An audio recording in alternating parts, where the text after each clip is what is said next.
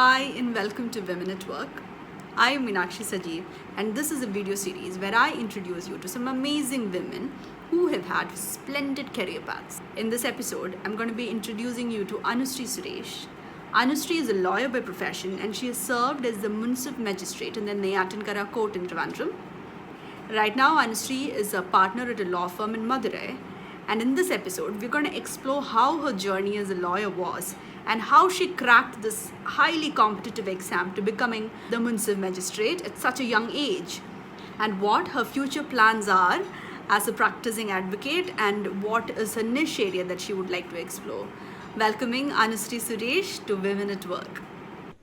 Hi Anusri, welcome to Women at Work. I'm so happy that I have somebody at Women at Work who went to school with me and was my classmate, and we have a lot of shared history. We've spent a lot of time in school together, and I'm so happy that you went on to what all you've become.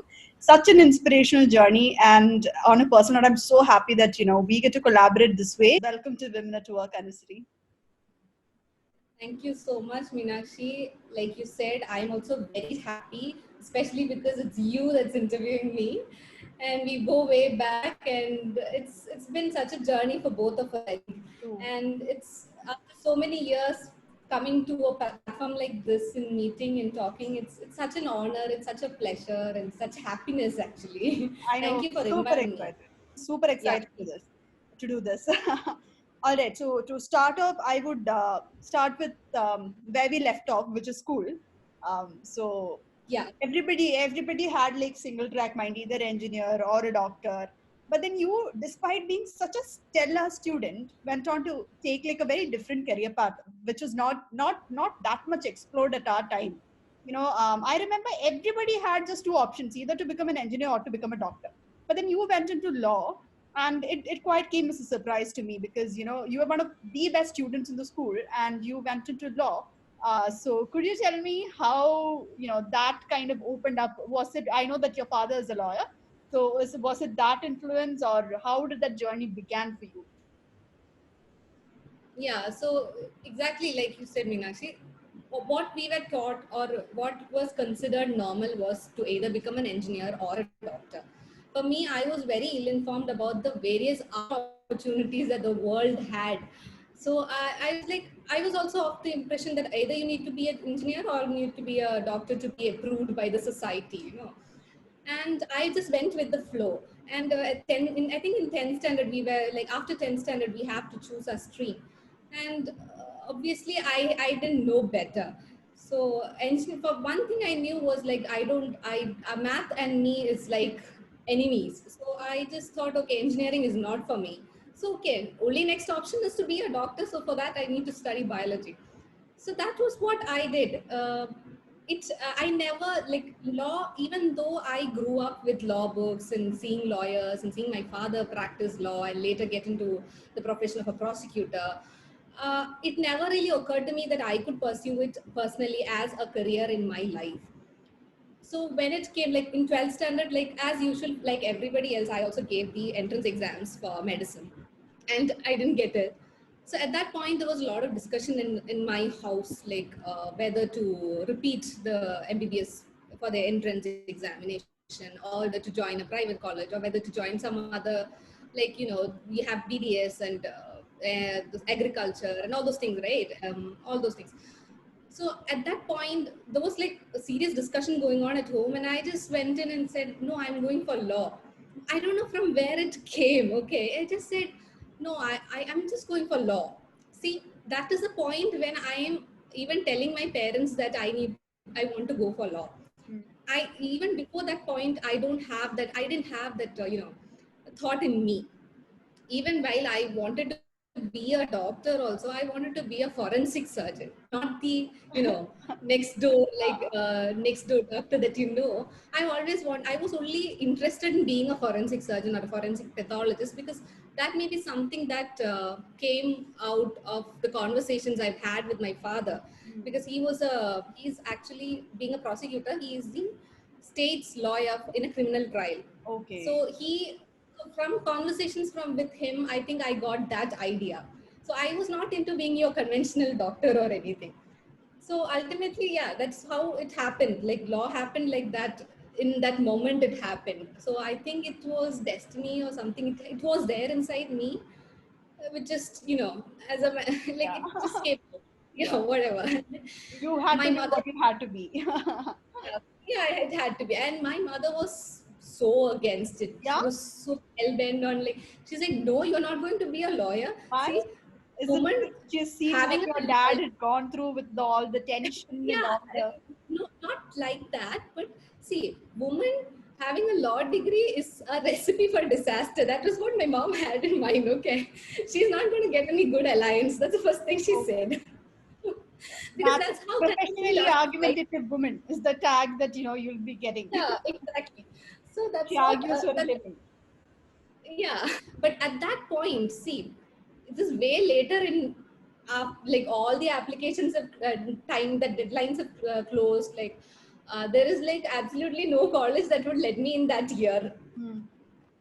And then it occurred to me, like, okay, this is law academy that is where my father also studied. Okay. Only that college had an opening at that time. Like, they didn't complete their admission process. All So right. that was my only shot Hmm. if I had to join law at Hmm. that year. So my parents, they did ask me whether to wait and like repeat for another year. So for me, I didn't want to do that, because if I had repeated, I could go into a national law school, I could write the CLAT exam once again, I could apply for it and all those things. But I thought I would just seize the opportunity and not waste Not any waste time. time. Yeah. Yeah, and I joined anyway. It's a very prestigious college.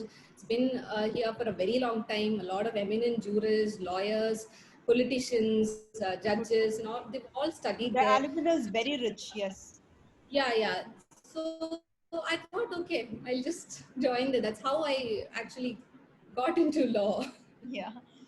So coming back to the law school where you went, because I think most of the people who went to NLS and or those national law schools from our batch, I think just one went, right? So most of them are into environmental law, corporate law, all that.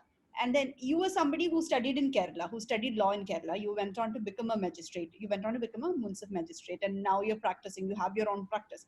So coming back to your law education in Kerala, a lot of people I think are a little bit apprehensive about how it is here, compared to NUALS and NLS, how it is here to study in a college in Trivandrum, law academy or a law college in Trivandrum, how the education is and how it prepares you for the future. I'd like to know a little bit about the about how the foundation process of your education in Kerala. Yeah. So coming to my college, that is Kerala Law Academy, the time when I studied, they did not have an honors degree. Hmm. So honors degree is something that you get, is the degree that you get in National Law School. That is something different from the Yeah. normal LLB degree that you get.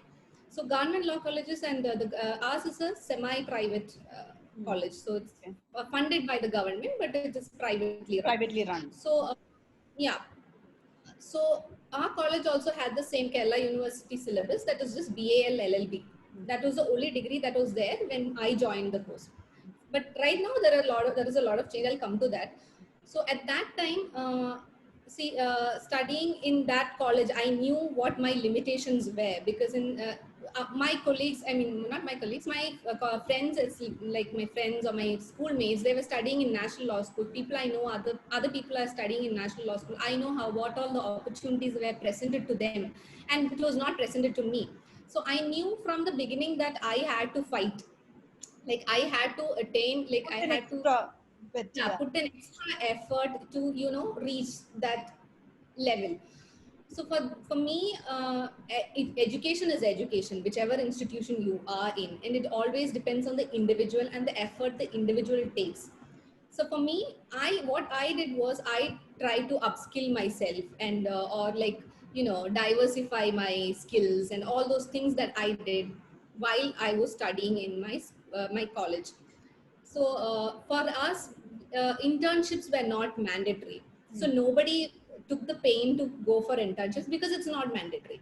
But for me, I knew that the only way you can go forward in this profession, or like if you want to reach a particular thing, you need contacts, you need to network. For that, you need to go and take internships. You need to know what is happening outside other than the college I study think that is material. this main area, main gap between these national law schools and the school in Exactly. Kerala, right? Because everywhere Exactly. you study the same thing, but the kind of people that you meet and the contacts that you make and the network you build, especially in a profession like, being in the law, I think it's Yeah. very vital to do that, right? Yes, it is very vital. And I would also add on one more thing. Most of the people who come, study there, they'll have an end goal. Like once you finish, LLB is actually a gateway to numerous courses, like numerous opportunities. So each person will be having each end goal. So if you want, if your end goal is to practice in Trivandrum itself, in your own place itself, see, building your resume is not that much important. Like having that exposure is not that much important. But if your end goal is to become a corporate lawyer or to land a firm like a good corporate firm, you need immense networking, which can only be attained through all these internships and all those things. So it depends. And for a person whose only goal is to become a municipal magistrate, he or she can just concentrate on the statutes and nothing else. You don't need any contact Okay. for that matter. So for me, I see. Initially, like I said, I was ill informed about what all are the like opportunities or what all are the things that I could achieve through this course. So initially, when I joined, I was very blank, but slowly I picked up on what all is to be done and what is my interest and everything. So once I started on the law subjects, I absolutely fell in love with law and the profession, and advocacy became my thing. I was so passionate about it, so I knew that I wanted to be an advocate.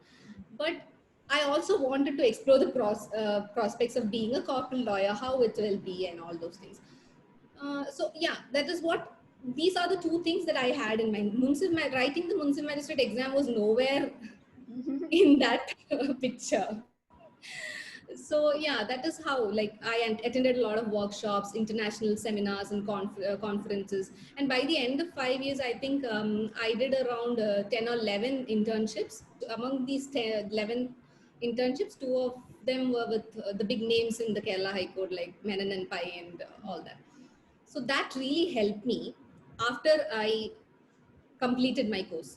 I think Also, that one thing, practicing with the stalwarts would also give you a little bit of a yeah, credibility among exactly. the Yes, clients that you yeah. would get in the future, right? Yeah, exactly. And also it gives you like each Mufussil center practice is different from high court practice. High court practice is different from say, Supreme Court practice. So you get to experience how it is, and you get to choose which one you want, which one you fall in love with, and all those things you'll understand only if you go out and explore. Yeah. And another thing I did was, like, I said no upskilling.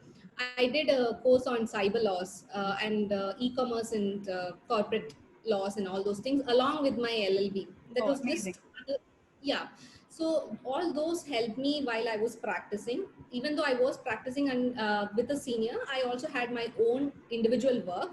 I had actually worked with some startups in transactional work, corporate works, and all those things. So all those little things that I did in college Added up. actually helped me. Yeah. So that is what I'm saying. Wherever you study, whichever institution you study, you keep on adding to it, adding your skill and diversifying your skill. That is very important. Like, you shouldn't just stick on to one particular skill.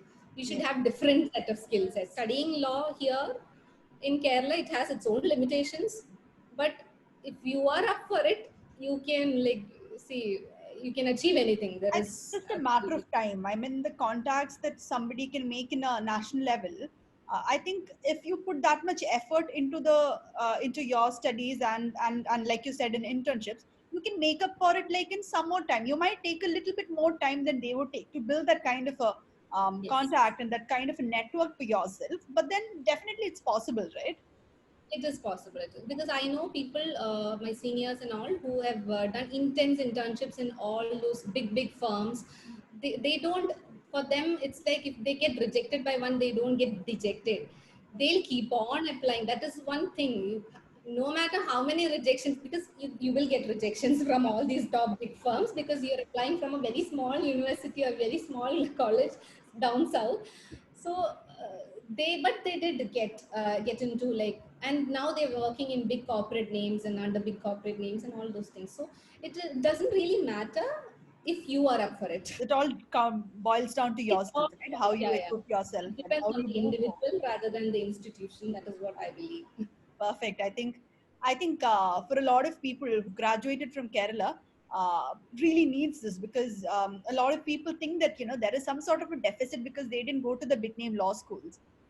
But it's clearly achievable. Like, just look at you; it's clearly achievable. So coming back to the exam, Kerala State Judicial Yes. exam, right? So can you tell me how your preparation for the exam was and why you took it, and how that whole journey was? So I knew about this exam and all, but I didn't want to give that exam. But once I started practicing, I saw the work that these magistrates and munsifs and all these judges do, and I was so attracted to it. Like I wanted to, challenge myself to know how whether I have it in me to, be in that position, to be in a position to judge. It's not an easy job. It's not for everybody. So and it's such a taxing job that, and it's so difficult to be able to analyze, and I was I know so you much like in you awe. pass the judgment. Oh my god! Like even listening to it is like a responsibility. Yeah, so just looking at them, it was like absolute awe for me. And so I wanted to challenge myself. So everything in my life, what I did was challenge myself, and nothing like no competing with anybody else. I'm just challenging myself. So that is how I thought, okay, fine, I'll give that exam a try. Okay. So initially when so the exam is like a super complex thing. It's a three-tier exam. You have the prelims, then you have the main descriptive exam. Prelims is basically objective. Then you have the mains exam, which is descriptive, which is 4 papers. And then you finally have the interview, which is the interview board is comprised of the high court judges. So you can imagine the amount of tension that would be Intimidation that there. you would have when you go there. Yeah. So for prelims, I didn't prepare much or anything. Foundation in law is very important. Hmm. So during college, I made sure that I had a good foundation. Hmm. So I think that really helped me crack the prelims. So prelims was basically just, the foundation. It was, I would not say it was easy, but comparatively it was easier for me because of maybe my background. That's Because all you're I a can very good say right student, which I know. Yeah, so prelims I did not prepare much, and I cracked the prelims. So after that came the descriptive. The descriptive is like you had to sit and study. So descriptive, one paper is completely dedicated to English. One whole paper is English grammar, pressy writing, and all those things, translation, all those things were there. The other papers where one was completely civil laws, one was completely criminal laws, and the last paper procedural laws and all those things, judgment writing and all those skill sets. So for that, I actually there are a lot of institutes which are taking coaching classes in Kerala. But unfortunately, at that time, I was not in Kerala, and I did not attend any. I did not have any regular coaching or anything. But I did go for 2-3 classes. Which whenever I could attend, I used to attend, and I would also you know, these judges, high court judges, they come and take classes Hmm. in each bar associations. Like Oh. it is like a continuing legal education program. So it has, every bar association will have that program, and some high court judge will come and take a class on particular topic. So I had my friends to, record it and give it to me and all those things. So I did all those kind of things to prepare, and basically it was just the statutes. I just studied the statutes cover to cover. Okay. That is that was the main thing that was needed. Reading is very important. Reading case laws, it gives you the language, it gives you the, how to write the exam and everything. It helps a lot. So all that was how the descriptive exam went. How The like interview? interview was, before the interview I did I wanted to attend a class where like I told each bar association will have a class for those who are selected, just to Okay, prep them. yeah, prep them like that.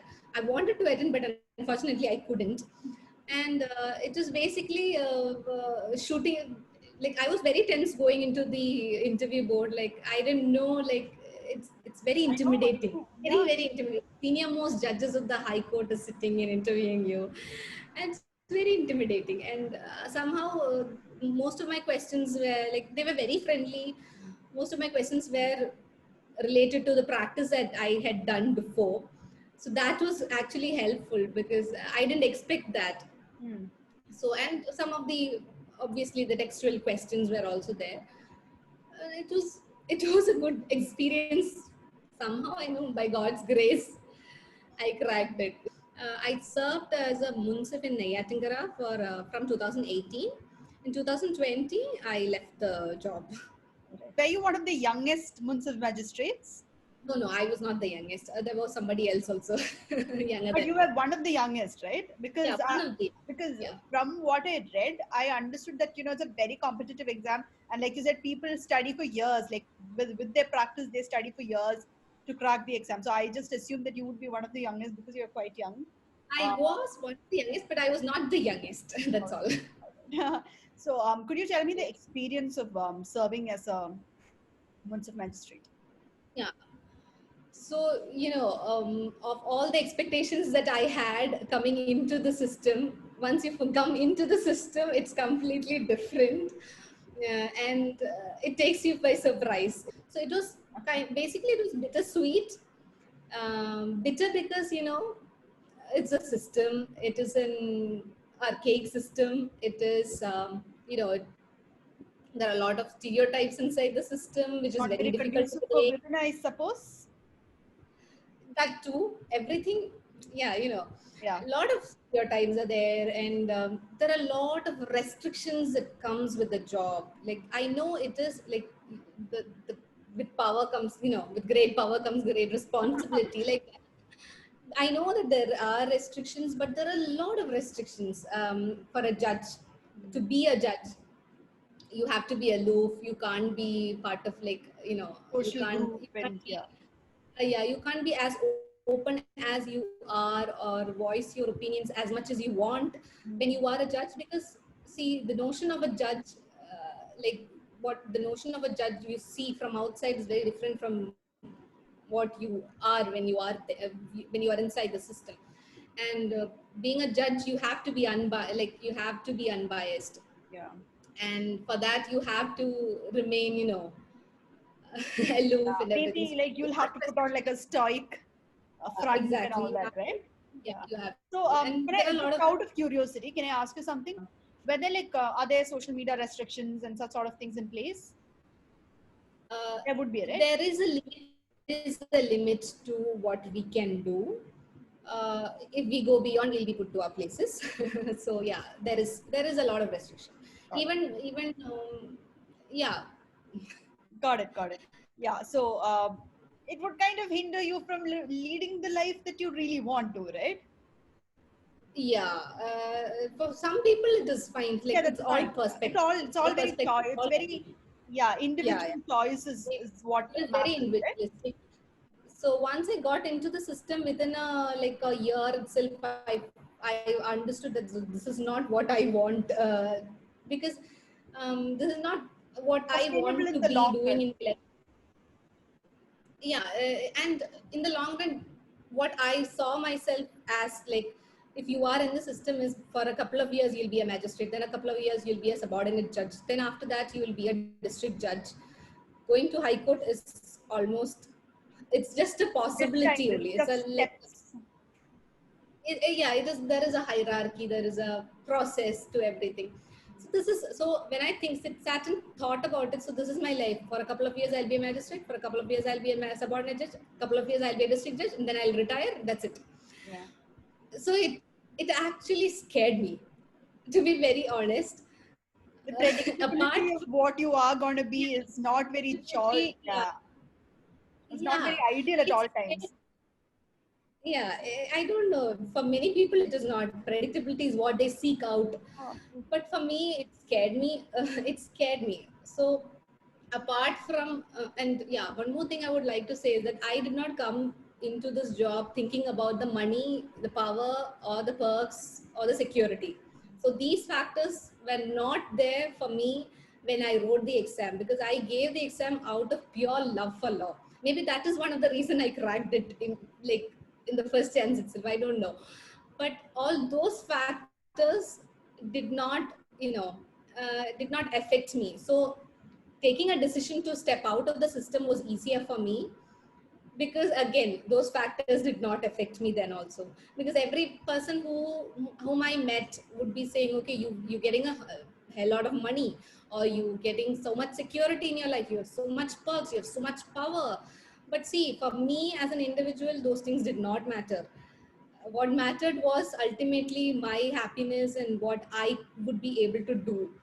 yeah, And ultimately at the end of the day, I think for every person, that should be what drives them. exactly. So the And I know predictability for a fact scared that me. you and your husband, who's also a lawyer, you both enjoy traveling so much. And I think he drove all the way to where Ukraine or where did he drive Russia, to? actually, Russia. Russia. He drove all the way to Russia from India.